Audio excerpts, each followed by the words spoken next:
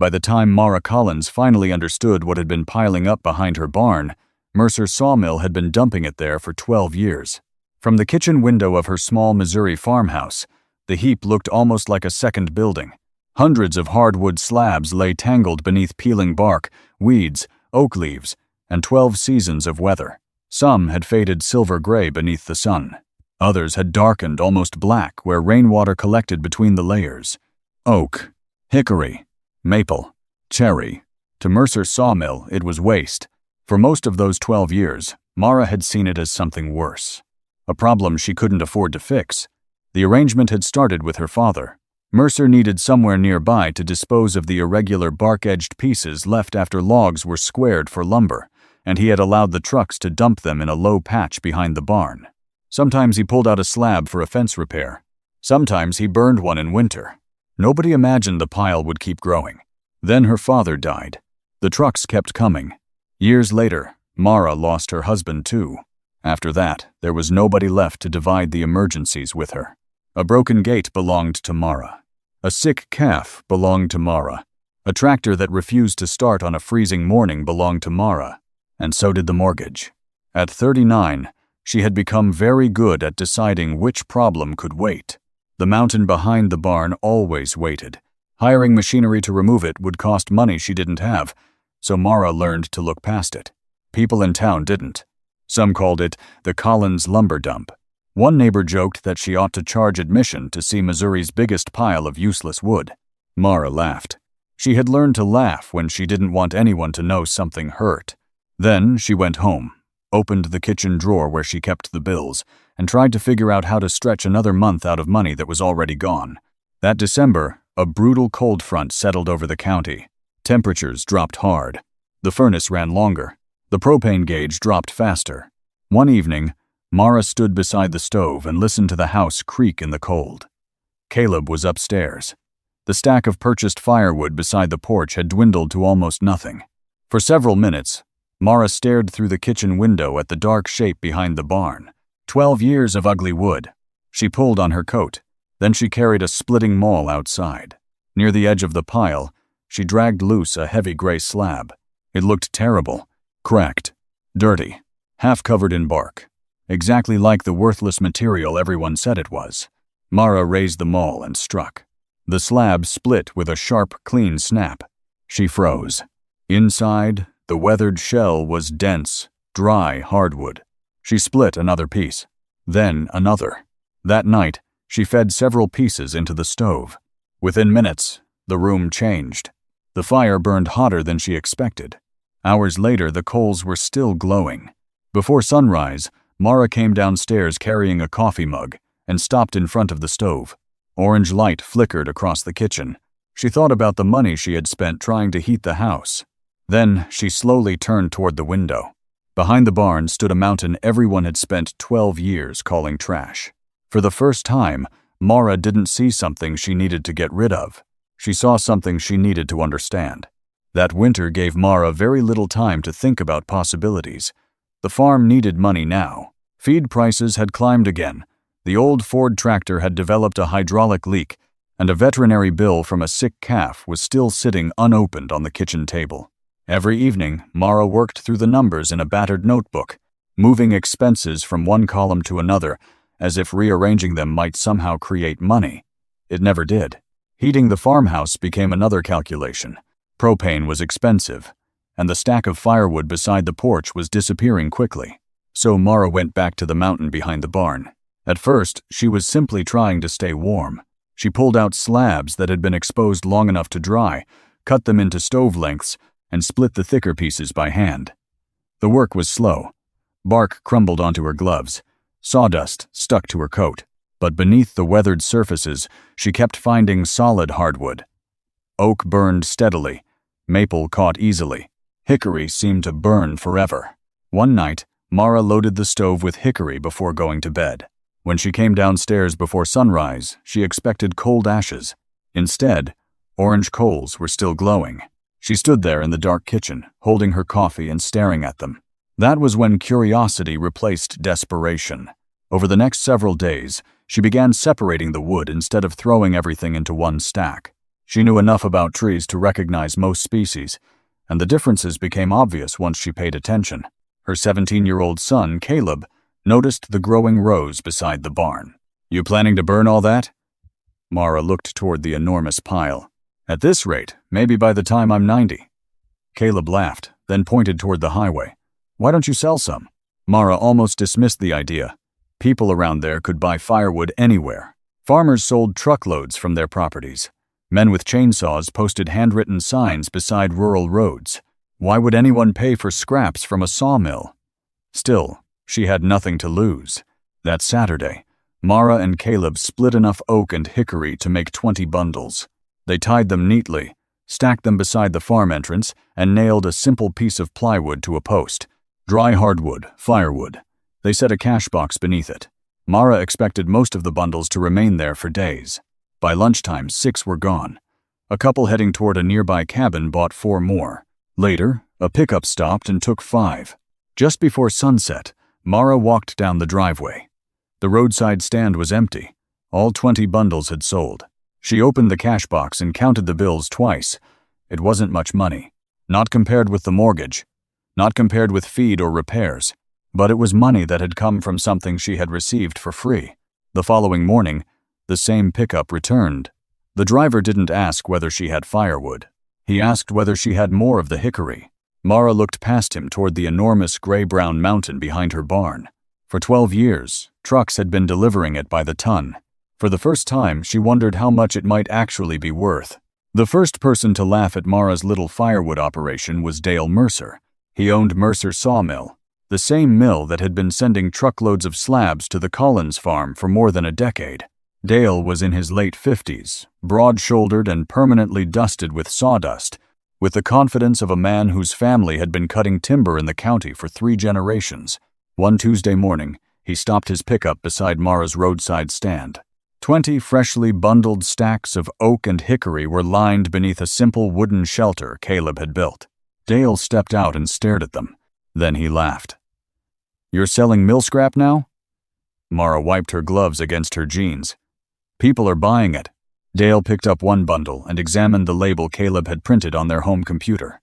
"Dry, hickory firewood." He shook his head. "Nobody pays real money for mill scrap." Mara didn't argue. She had learned years earlier that arguing rarely changed someone's mind. Numbers did, so she went back to work. Over the next 3 weeks, Mara began keeping records. Every customer, every bundle, every species, every repeat purchase. The pattern surprised her. People weren't simply buying wood because they needed something to burn. They had preferences.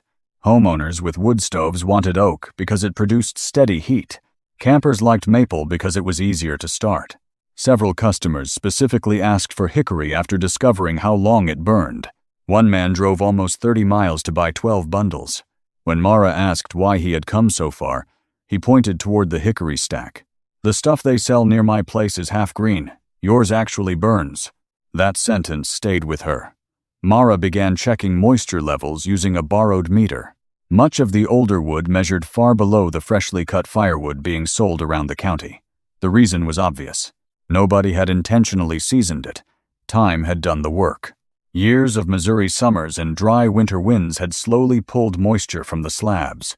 Pieces buried too deeply were useless, but thousands near the outer sections of the pile had become remarkably dry.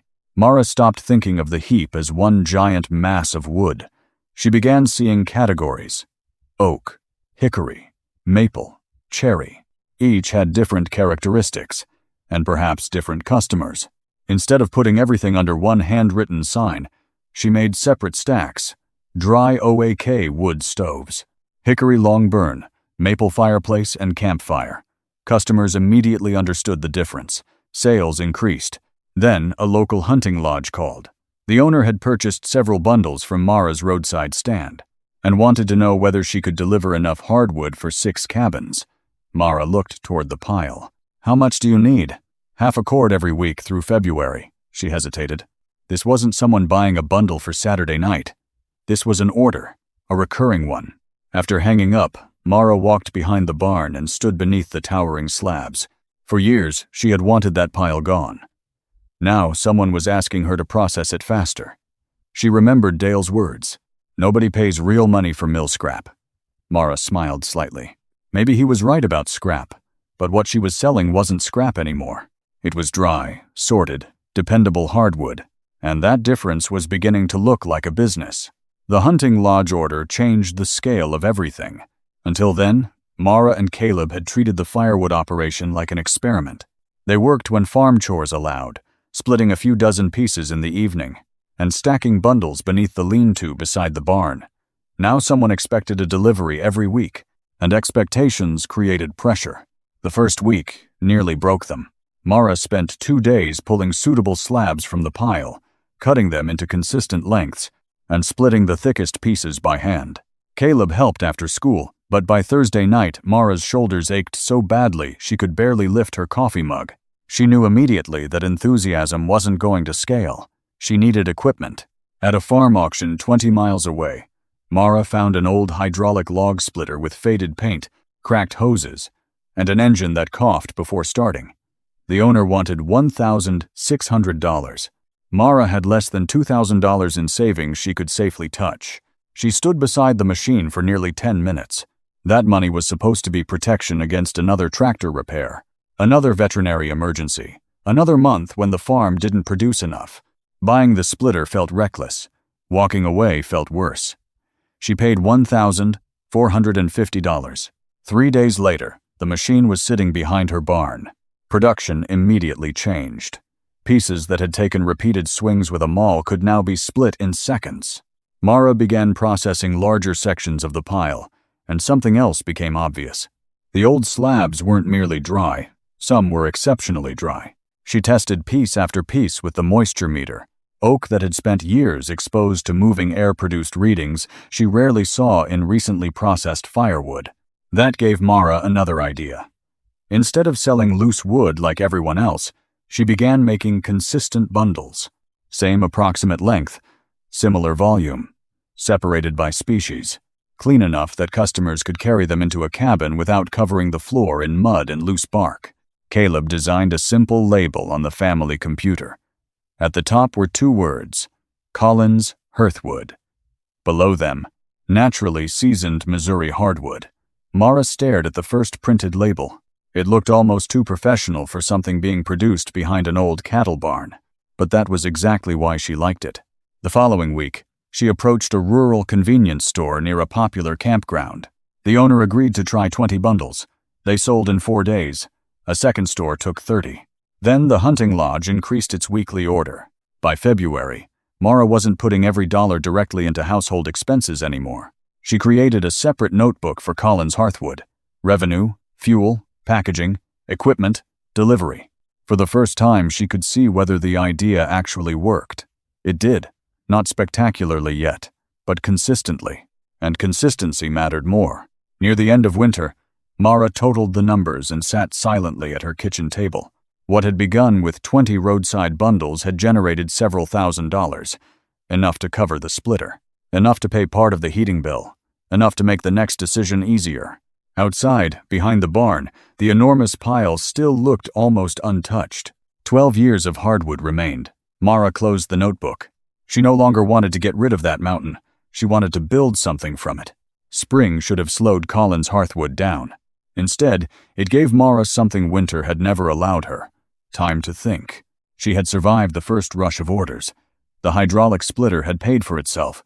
Stores were reordering. The hunting lodge still wanted regular deliveries. But Mara had learned enough to realize enthusiasm wasn't a business plan. She needed to know what she actually had.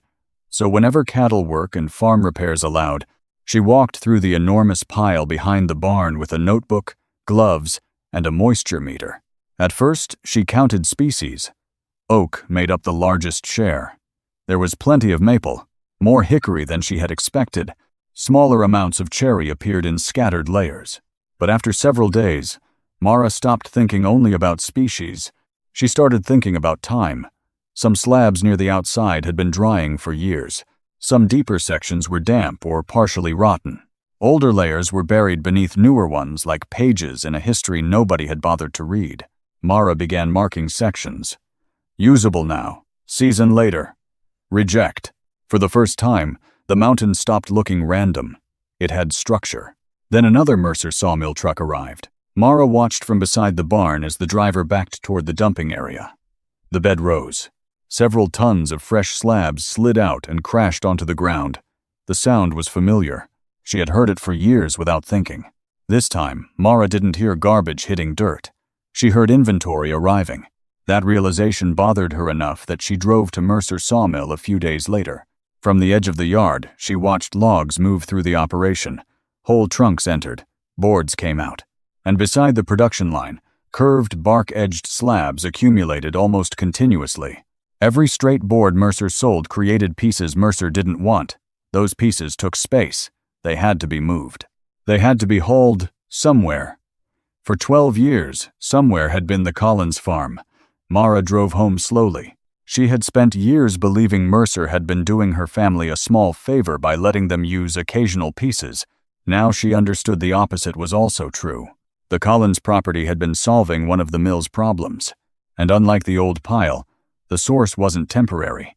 Mercer was still cutting logs, still making slabs, still sending them to her. Mara sat at the kitchen table that night with her notebook open. For years, she had treated the mountain behind the barn as a fixed problem. Now she drew an arrow beside it. Old inventory. Underneath, she wrote, new material. Then, process, season, sell. She stared at the page. She wasn't sitting on a lucky pile of wood. She was standing beside a waste stream. Using part of her winter earnings, Mara built 3 simple covered storage bays. Incoming slabs went into one area. Material ready for processing went into another. Finished firewood stayed raised off the ground where air could move through it. It wasn't elegant, but for the first time, everything had a place. One afternoon, Tom Avery stopped to pick up several bundles. He stood beside the new storage bays and looked toward the remaining mountain. You know what you've got back there? Mara wiped sawdust from her gloves. A mess? Tom shook his head.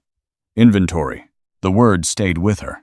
That evening, another Mercer truck arrived. The slabs thundered down. The driver waved. Mara waved back. For 12 years, Mercer Sawmill believed it had been delivering waste. Standing beside her new storage bays, Mara finally understood exactly what it was delivering. Raw material. And it was costing her nothing. By the following autumn, Collins Hearthwood no longer looked like a woman selling leftover wood beside a country road. It looked like a brand. Mara had spent the summer making one important change after another. Instead of waiting for customers to ask what kind of firewood she had, she created specific products for specific needs. The largest bundles became premium oak heatwood, aimed at households using wood stoves. The densest hickory went into hickory long burn bundles. Maple and selected lighter hardwoods became campfire mix. Cherry was blended into a smaller fireplace mix, marketed toward cabin owners, and customers who cared as much about atmosphere as heat. The wood itself hadn't changed. The way Mara presented it had. Every bundle was cut to a consistent length. Loose bark and debris were removed. Labels identified the wood type and intended use. Finished inventory remained covered and off the ground. Customers noticed. More importantly, retailers noticed. The convenience store that had originally taken 20 bundles now wanted regular deliveries. A campground added Collins Hearthwood beside its bags of charcoal and ice. 2 cabin rental operators began leaving bundles beside outdoor fire pits and charging guests for additional wood. Then a hardware store called. The manager had seen the bundles at another location and wanted to test a pallet. Mara agreed before she had completely figured out how she would produce it. That became her new problem. Demand was growing faster than her ability to split and package wood. So Mara hired her first employee. Tom Avery's nephew, Luke, needed part-time work and already knew how to operate farm equipment. He started 3 afternoons a week, helping cut slabs and move finished bundles.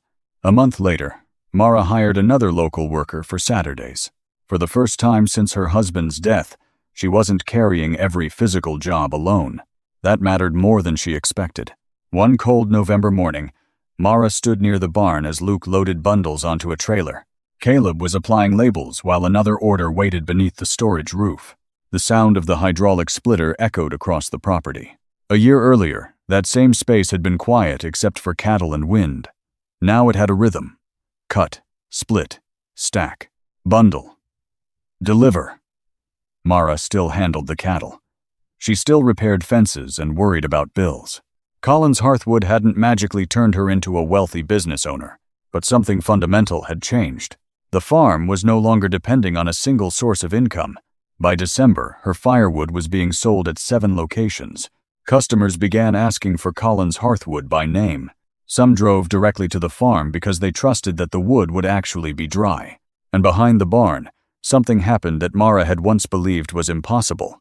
The mountain began shrinking, not dramatically, but enough that she could see bare ground where wood had been piled for years. One evening she stood there watching the last delivery truck leave. Then she noticed another vehicle approaching. It was a black pickup from Mercer Sawmill. Dale stepped out. His eyes moved from the branded bundles to the splitter, the covered storage bays, and the nearly loaded trailer. He didn't laugh this time. "How much of this stuff are you selling?" he asked. Mara could hear the change in his voice. Dale Mercer had finally realized that the waste his mill had been giving away for 12 years wasn't disappearing anymore. Someone was building a business from it. Dale walked slowly between the stacks as if he were seeing the Collins farm for the first time.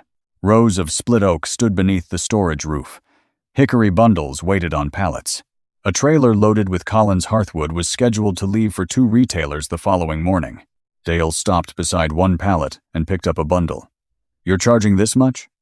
Mara nodded. "And people pay it? They keep ordering it." He put the bundle down. For years, Mercer Sawmill had treated those slabs as a disposal problem. Now Dale could see labels, pallets, equipment, employees, and delivery schedules built around the same material. A week later, the arrangement changed. Dale called Mara and told her Mercer Sawmill would no longer dump fresh slabs on her property for free. Mara wasn't surprised. She had expected the conversation eventually. "I'll pay something reasonable," she said. Dale named his price. Mara thought she had misunderstood him. The amount was several times higher than what she believed unprocessed mill residue was worth. Worse, Dale wanted her to pay for every load regardless of species, condition, or usable volume. "That doesn't work for me. You've been getting it free for 12 years. Because you needed somewhere to put it." Dale went quiet. Then he reminded her that the wood belonged to Mercer before it was delivered. Mara agreed. Fresh material did. But she wasn't going to let him rewrite the economics simply because he had finally noticed her customers. The conversation ended without an agreement. 3 days later, the trucks stopped. At first, nothing looked different. There was still so much wood behind the barn that an outsider would never have known the supply had been cut off. But word traveled quickly. At the feed store, someone asked Mara whether Collins Hearthwood was in trouble. A retailer called to make sure his winter deliveries were still coming. Even Caleb was worried. "What happens when we run out?" Mara looked at the old pile. "We're not running out tomorrow." That evening, she opened every notebook she had kept since starting the business. She calculated average bundle production, weekly sales, waste percentage, estimated usable volume remaining in the old slab pile. Then she walked outside with a flashlight and measured sections of the mountain. She worked past midnight. The next morning, Mara had her answer. Dale had assumed Collins Hearthwood depended on the slabs Mercer Sawmill produced each week. It didn't. Not yet. 12 years of dumping had created an enormous reserve. Even at her current production rate, Mara estimated, she had enough usable older hardwood to operate for more than a year. And much of it was better seasoned than the fresh material Dale had just stopped delivering. That year was all she needed. Mara began calling other mills. The first wasn't interested. The second already sold its waste. The third owner laughed when she explained what she wanted. "You'll haul the slabs yourself?" "Yes."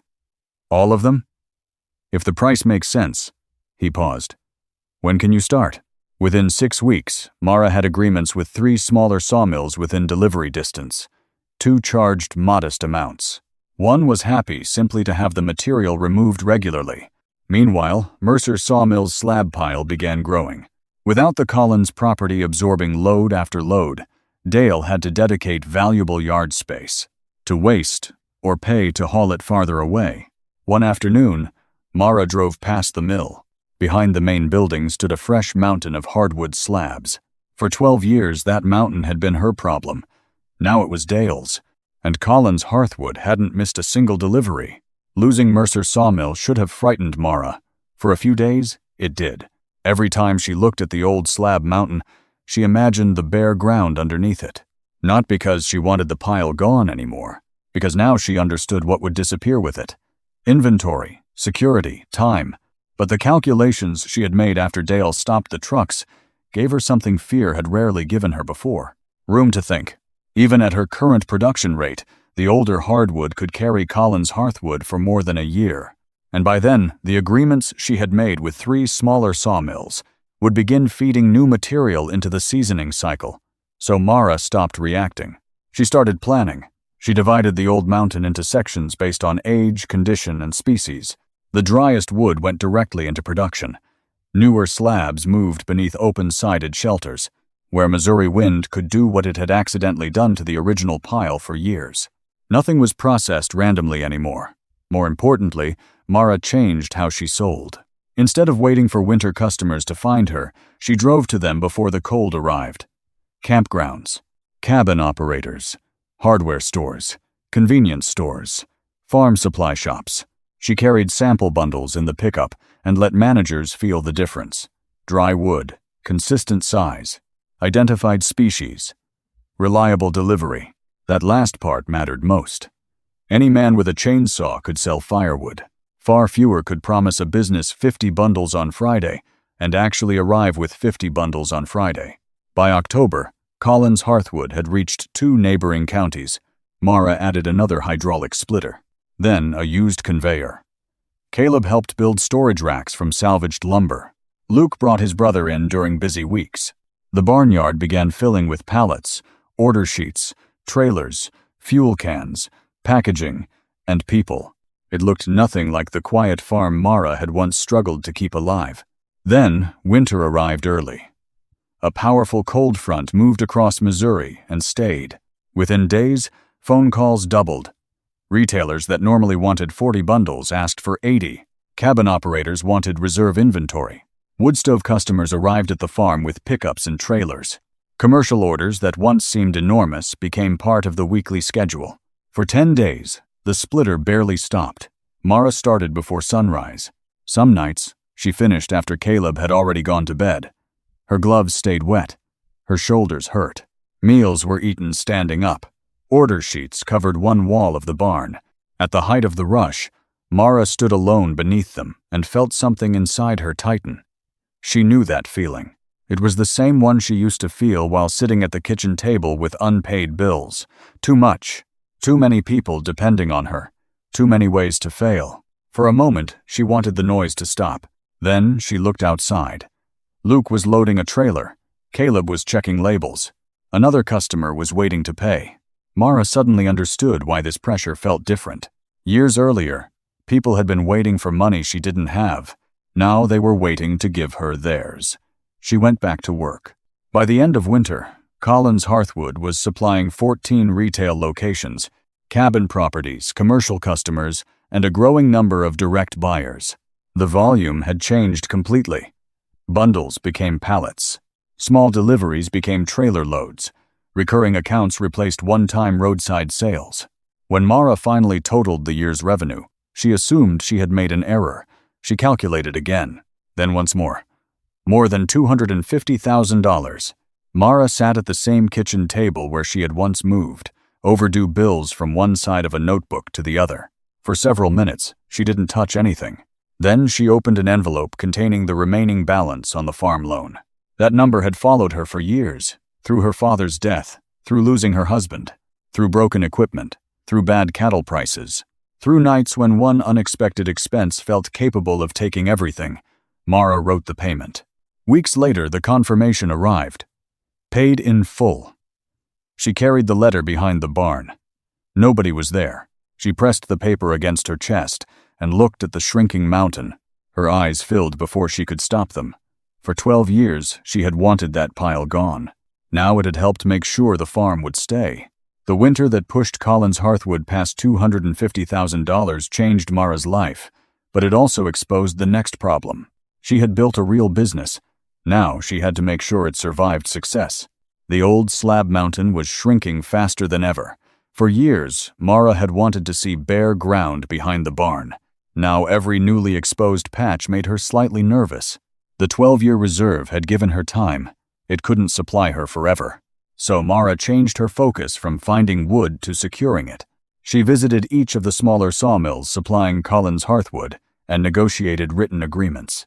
She offered predictable pickup schedules and reasonable prices, in exchange for consistent access to selected hardwood slabs. The arrangement benefited both sides. The mills cleared material they didn't want to store. Mara gained reliable raw material. More importantly, no single supplier controlled her business. That was a lesson Dale Mercer had taught her for free. Mara also became stricter about what entered production. Rotten material was rejected. Fresh slabs were separated for seasoning. Oak, maple, hickory, and cherry followed different processing plans. She purchased moisture meters for the crew and required random checks before finished wood could be packaged. Customers had begun trusting the Collins Hearthwood label. Mara understood that one bad winter of wet firewood could destroy what had taken years to build. Then an unexpected opportunity arrived. A regional outdoor products distributor had seen Collins Hearthwood bundles at several campgrounds. The company supplied stores across Missouri and parts of neighboring states. Their buyer called Mara and asked whether she could provide firewood by the pallet.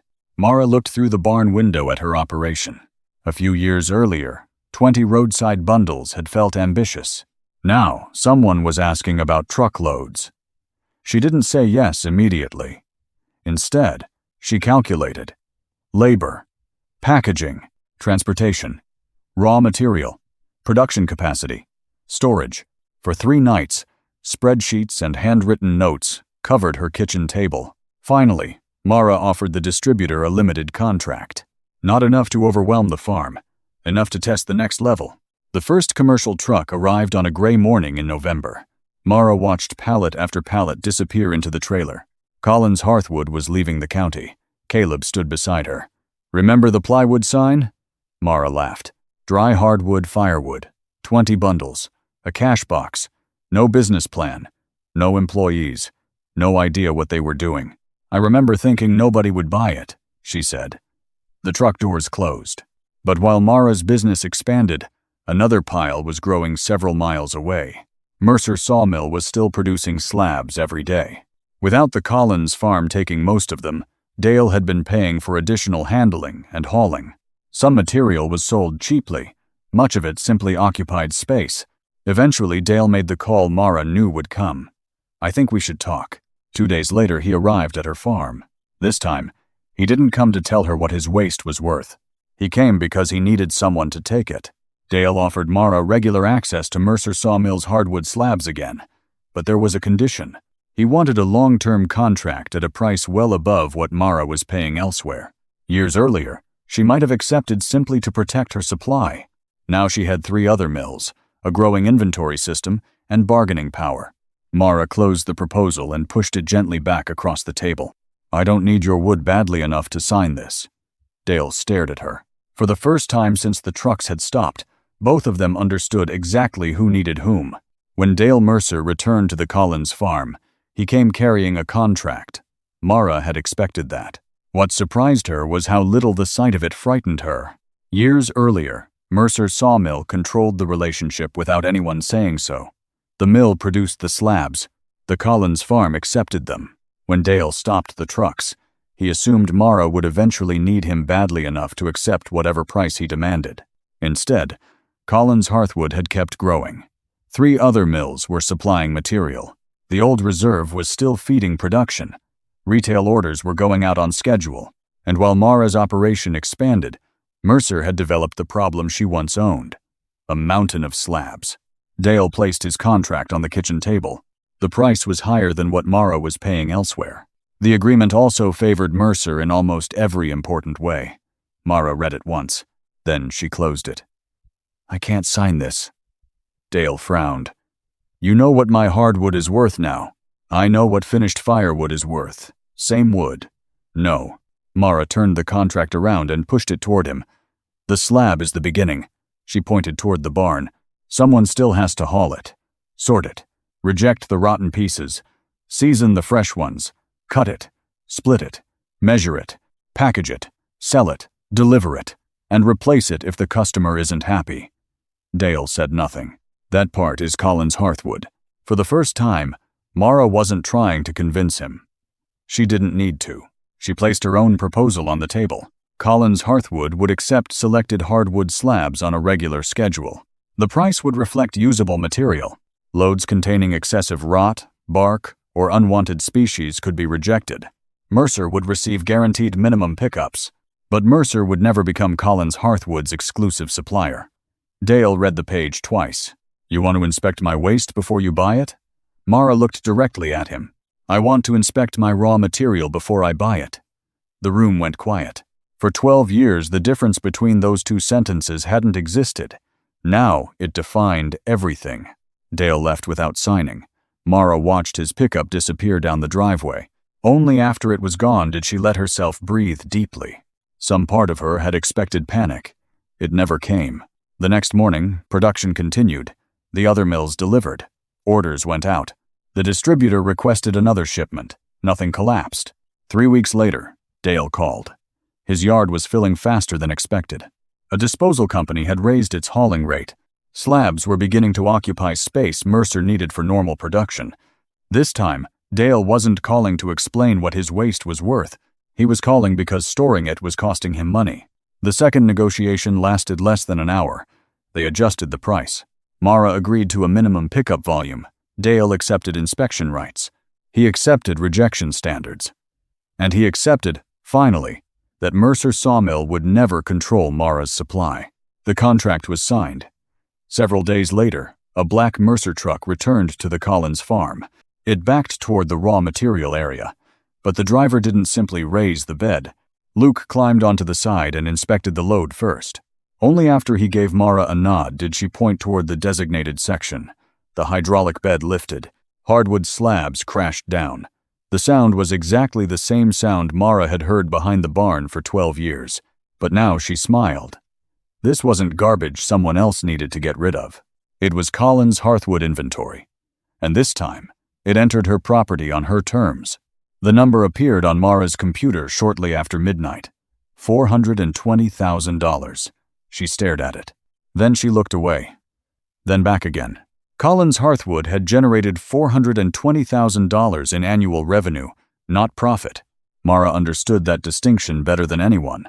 Payroll had to be paid. Fuel, packaging, equipment, insurance, repairs, transportation, raw material, taxes. Growth consumed money almost as quickly as it created it, but none of that changed what the number represented. Mara slowly leaned back from the kitchen table. The same table had once held veterinary bills she was afraid to open. The same table where she had moved numbers between columns, as if changing their position might somehow make them smaller. The same table where she had wondered whether another tractor repair could push the farm past the point of recovery. Now the computer screen showed inventory reports, retail accounts, payroll, supplier contracts, delivery schedules. Mara rubbed her eyes. For a moment, she could almost see the older version of herself sitting across from her, tired, cold, trying to decide whether propane or feed mattered more that week. She wished she could tell that woman something. Not that everything would become easy. It hadn't. Not that she would never be afraid again. She still was. She wanted to tell her simply, keep going.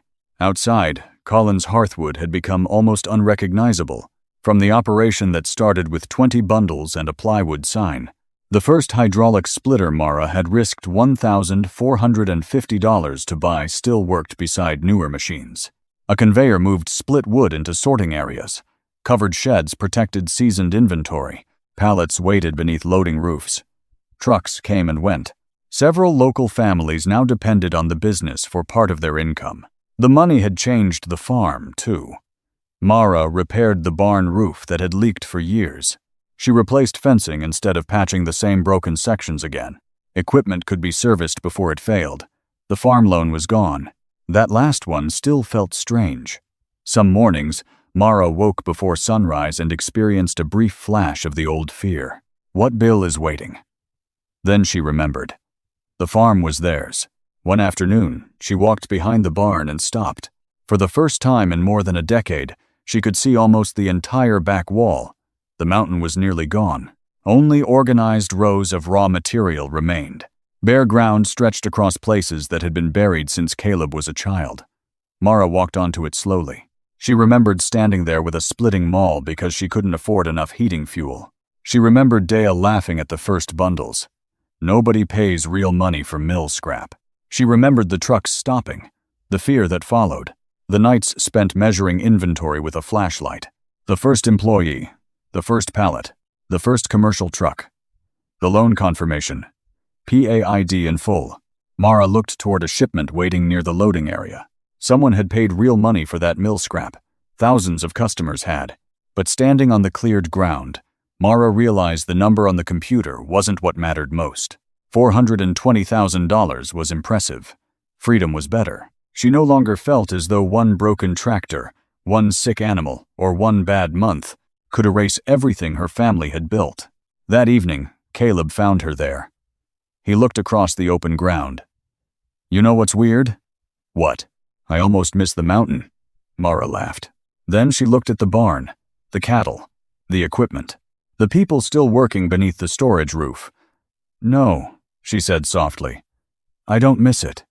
She paused. "But I'm glad it was here." One Saturday morning in early autumn, Mara walked behind the barn carrying a single hardwood slab. It was ugly. One edge still carried rough bark. The surface had faded gray. Deep cracks ran through years of weathering. Mara had pulled it from near the bottom of what remained of the original pile. Judging by its position, it might have been one of the earliest pieces Mercer's sawmill ever dumped there. She could have processed it, cut it, split it, bundled it, sold it. Instead, she carried it inside. Caleb found her standing beneath the workbench lights. "What are you doing with that?" "Keeping it." Together, they mounted the slab high on the barn wall. Caleb reached for sandpaper. Mara stopped him. "Leave it." The dirt stayed, the bark stayed, the cracks stayed. She wanted to remember exactly what it had looked like when nobody wanted it. Outside, Collins Hearthwood continued moving. A truck arrived from one of the smaller mills. Luke inspected the load. Employees sorted oak and hickory beneath the storage roof. Finished pallets waited for deliveries to stores, campgrounds, cabin properties, and commercial customers across the region. The business no longer depended on one mountain. It no longer depended on one mill, and it no longer depended entirely on Mara's two hands. Sometimes that was the strangest part. Years earlier, she had stood alone behind the barn, swinging a splitting maul, because the house was cold and she couldn't afford enough fuel. Now other families earned paychecks from the system that First Slab had started. Months later, Dale Mercer came to discuss the next year's supply schedule. Before leaving, he noticed the old slab on the wall. He stared at it. "You saving that for something?" Mara looked up. "I already used it." Dale's eyes moved from the slab to the workers outside, then toward the pallets. He understood. For most of his career, Mercer Sawmill had looked at those curved pieces and seen everything they couldn't become. They couldn't become straight lumber. They weren't furniture boards. They occupied valuable yard space. Mara had eventually asked a different question. What could they become? Heat, then bundles, then repeat customers, then Collins Hearthwood. Dale nodded once and walked outside. Mara remained beneath the slab. She thought about her father allowing the first trucks onto the property. Her husband, Caleb as a child. The years she had spent embarrassed by the mountain. The winter night when she finally split one open. The first 20 bundles. The $1,450 splitter. The day the Mercer trucks stopped. The paid-off mortgage. And the number that had appeared on her computer after midnight. $420,000. But the number wasn't what made Mara smile. The farm was still there. That was enough. She turned off the barn lights and stepped outside. The mountain was gone now. For the first time in 12 years, nothing blocked the western edge of the field. Mara stood beside the barn as the evening sun dropped toward the horizon. Warm orange light stretched across ground that had once disappeared beneath hundreds of tons of unwanted hardwood. For years, she had looked at that mountain and asked how she would ever get rid of it. Now she understood that had been the wrong question. Mara watched the last light move across the field, then she smiled. Sometimes the thing everyone wants to throw away isn't worthless. It just hasn't met the person who knows what to do with it yet.